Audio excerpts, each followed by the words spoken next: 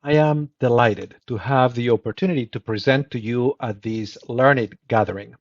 And I'm going to talk about how connecting to seemingly disparate challenges can actually help address both of them at the same time.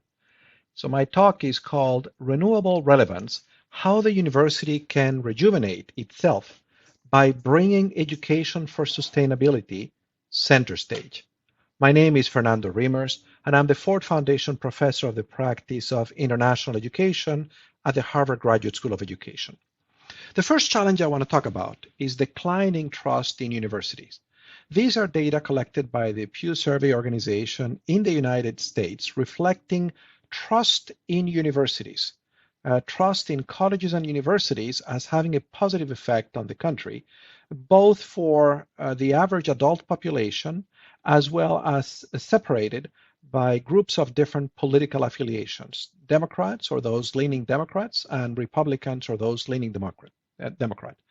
What the survey shows is that since 2015, there's been a considerable decrease in trust in universities. In fact, when you compare trust in universities relative to other institutions, the, that decline is steeper for universities than just for about any other institutions that you see here. That decline is greater for those of a particular political persuasion, Republican, but the decline is there for all adults in the population.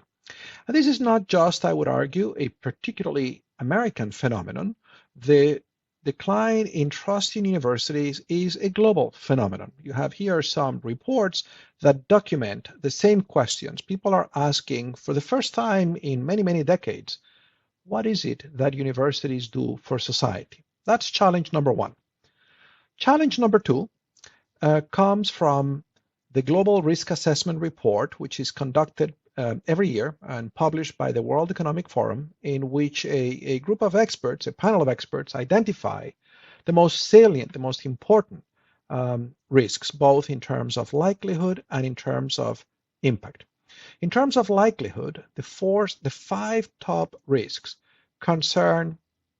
are all climate related: extreme weather conditions, climate action failure, human-made damage to the environment, the impact of infectious disease, of course, we're dealing with the COVID-19 pandemic, and biodiversity loss. Notice that of the top five risks, four are clearly environmental. And so what do these two challenges have to do with one another?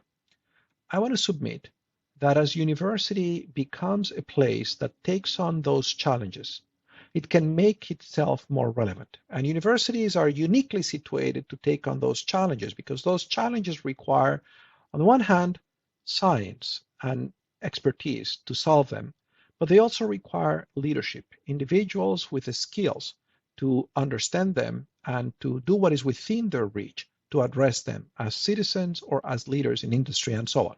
So let me illustrate that with one of the challenges, the challenge of climate change. In this recent book, Addressing Climate Change Through Education, which is available as an open access education resource that you can download freely on the link provided in the screen, I explain what is it that we know about education for climate change. And I present a very simple approach, a completely scalable approach to engage university students in partnering with elementary and secondary schools, developing high quality curriculum that addresses climate change. So let me say again, I submit that one of the imperatives of addressing climate change is to educate the population broadly, not just the population of students in universities, the population more broadly, to understand climate change and to have the skills to mitigate and revert climate change. And I know from the research that I have reviewed, which is synthesized in the first chapter of that book, that most people are not gaining the competencies to understand, mitigate, and revert climate change in elementary and secondary schools. And I think that elementary and secondary schools could do a lot better than they currently do if they partner with universities in the development of highly effective curriculum, powerful curriculum, relevant curriculum, and in building the capacity of teachers and other school staff to teach that curriculum. So what I did is I developed a method to do just that. I tested that method with some of my graduate students, and then we evaluated what applying that method had produced, and we published that in a book.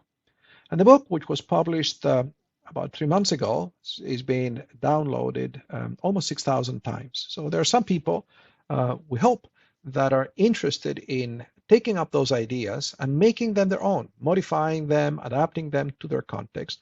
And that's my hope. There are about 30,000 universities around the world. I think if we could mobilize even half of them in partnering with school systems, developing much more effective climate change curriculum, we could actually make progress within a decade in addressing climate change. So let me summarize the argument of this book. The basic argument is that interest in environmental education and in climate change education is not new. It's been there for at least 5, 6, 7 decades. However, the speed of climate change, the deterioration of climate change is happening much faster than the progress that we're making in effectively educating students to understand the challenge and to understand what they need to do. In part, this is because there are not enough teachers who are well educated to deliver effective climate change curriculum, nor do we have sufficient high quality, powerful, robust curriculum for climate change. So a lot of those programs are just not effective. So what we need in order to close that problem, in order to have curriculum and teachers that are qualified to teach it, is to build an ecosystem of climate change education. And university school partnerships can actually build and sustain that ecosystem. So let me just briefly review the long-standing interest going back at least to 1972, when the United Nations convened the first conference on the human environment in Stockholm. And every year since then, UN organizations and UNESCO in particular have advocated for sustainable climate change education for sustainable development. Promoting programs in climate science and knowledge, climate change education, climate change, cultural and biological diversity, and then climate change ethics and so on. There is a real movement around the world of green schools. These are schools that become centers for climate change education and of transformation in their communities. But all of that is obviously insufficient given the speed at which climate change is progressing. So why is that? Why is that? Where is the gap? Where is the gap between the latest knowledge, such as the knowledge that the Intergovernmental Panel on Climate Change makes available on their website, synthesizing the best expert knowledge on climate change? What's the gap between that and what schools do?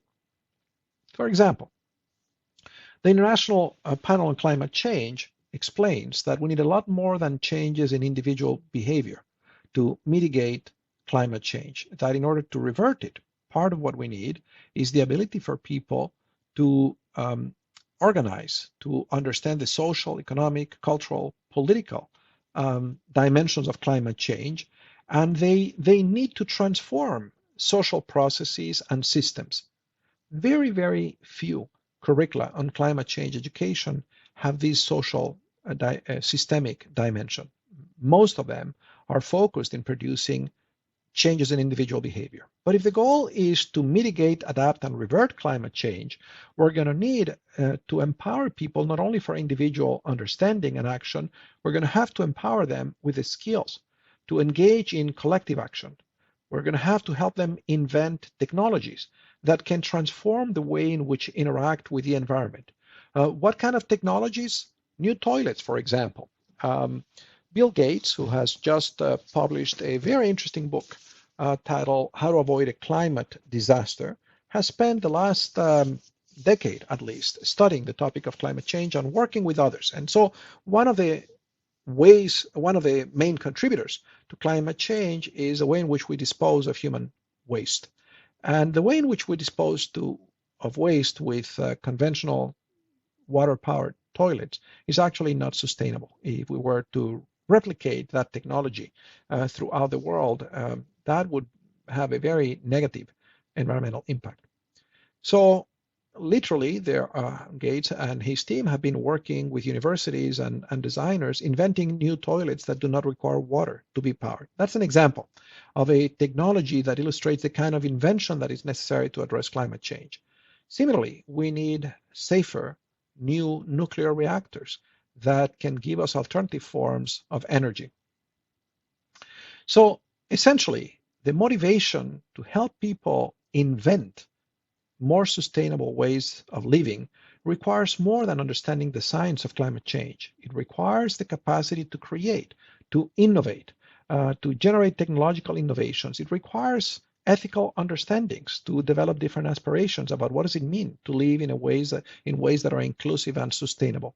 It requires an understanding of social systems and the development of ethical reasoning that can help us bring together critical thinking about the impact of climate change, our moral imagination, the personal motivation to act, and our competency to act in effective ways. It requires, in short, a breadth of skills and the capacity to mobilize all those skills together in solving problems. But a lot of the curriculum that exists reflects very dated ideas of science education that foster primarily scientific understanding of the problem. So there's a long, long gap between understanding the problem and having the skills to actually address the problem. And that's why we need new education programs. We need new curricula that use the existing science of deeper learning, of 21st century education, which is resident in many universities in schools of education. So that's one of the units in a university that we need to mobilize along with the departments in the sciences where the knowledge about climate change, where the science of climate change is resident.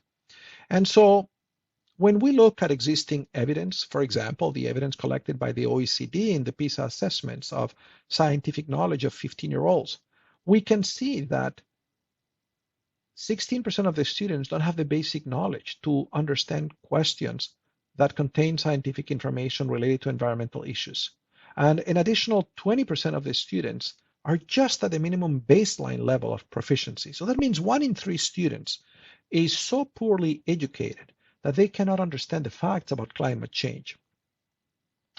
So here are results from a survey administered a couple of years ago in the United States to science teachers, asking them to what extent they thought about climate change and how they thought about climate change.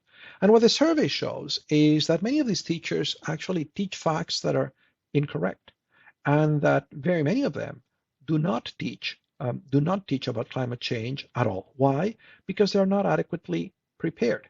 And so we need to deploy the best available knowledge, which is synthesized in this book, about efforts carried out in the next decades to teach about climate change to support the majority of the 80 million teachers around the world in elementary and secondary schools who are teaching the larger public. And universities can help develop programs that are context specific, that provide access to science, but also knowledge about how to design high quality curriculum, that develop the breadth of skills that are necessary to help people not just understand, but have the capacity to act and to act effectively, that provide teachers the opportunities to develop their skills so they can actually manage that curriculum. And university school partnerships, I argue, are one of the ways to solve that problem, are one of the ways to develop a context specific strategy. So what is my innovation presented in this book? It's very simple. It's basically a framework that helps graduate students in a university, in my case, these were students in a course on education policy, work with an educational institution somewhere in the world around 4 topics: identifying the specific impacts of climate change in this particular locality, examining how climate change impacts various human populations. I then mapping which particular population needs to be educated on climate change in this jurisdiction. Then identifying what is the full breadth of competencies, knowledge, dispositions, and behaviors that could actually mitigate the impact of climate change or revert it. Then what are the means of delivery to help those populations gain that breadth of skills? Then developing the curriculum that can help that population develop those skills, then identifying the institutions that can execute that curriculum, and then building a collaboration to build the capacities of teachers and school staff to teach it. That's it. 6 steps.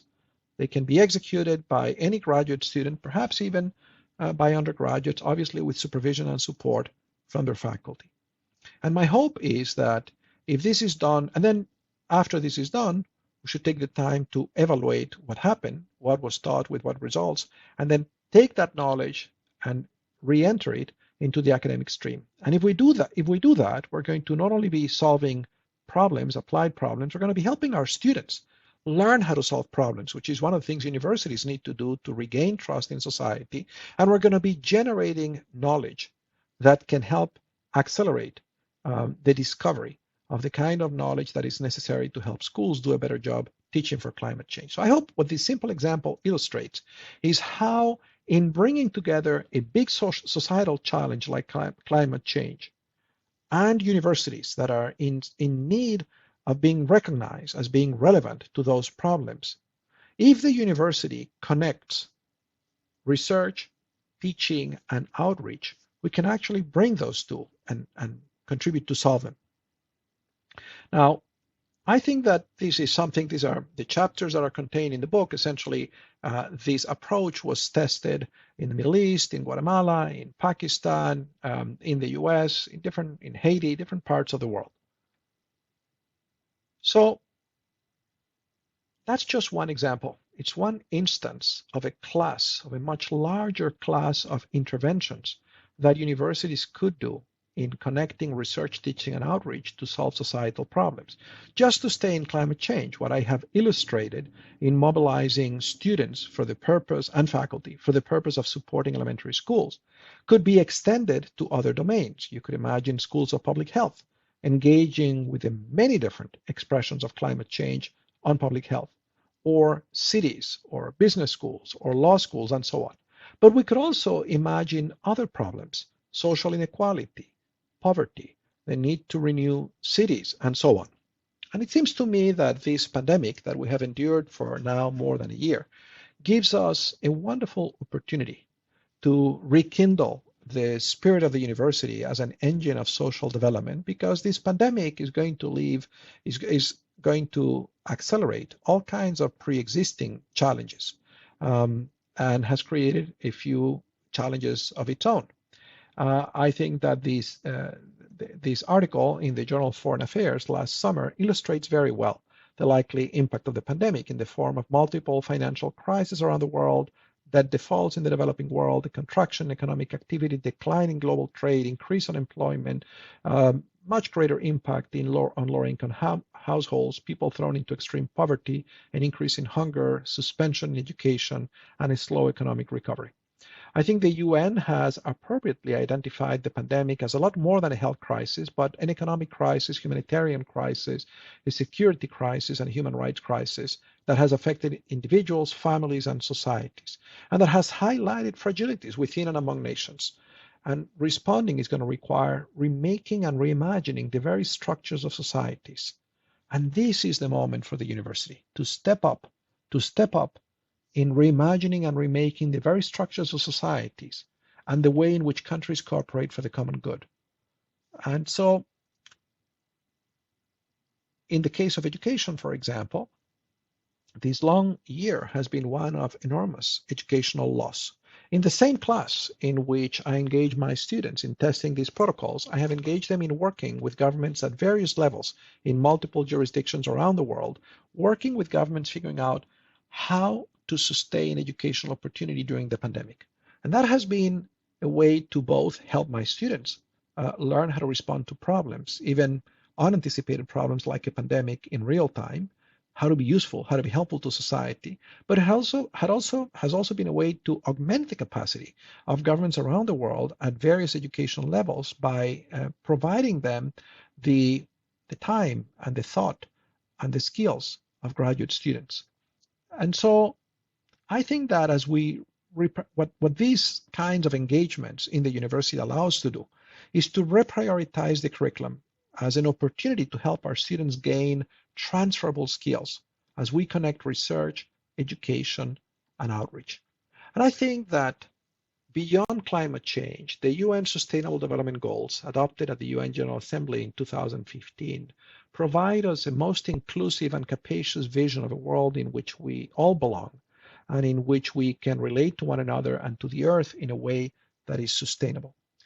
I want to suggest none of these goals will be achieved unless universities step up and lead in building partnerships with others for the achievement of those goals. Again, with my students, I have over the last several years developed curriculum aligned with those goals that is actually being taught in elementary and secondary schools around the world to help students gain the capacities to achieve those goals. I have, over the last several decades, engaged about 70 graduate students in producing these materials, which have been used by literally hundreds of thousands of schools around the world. So, to conclude, I think that the twin challenges of the declining trust in universities and the big challenges that we face, some of them accelerated by the pandemic, give us an extraordinary opportunity to connect the dots for the sake of building a much more sustainable way of life on this planet. Thank you.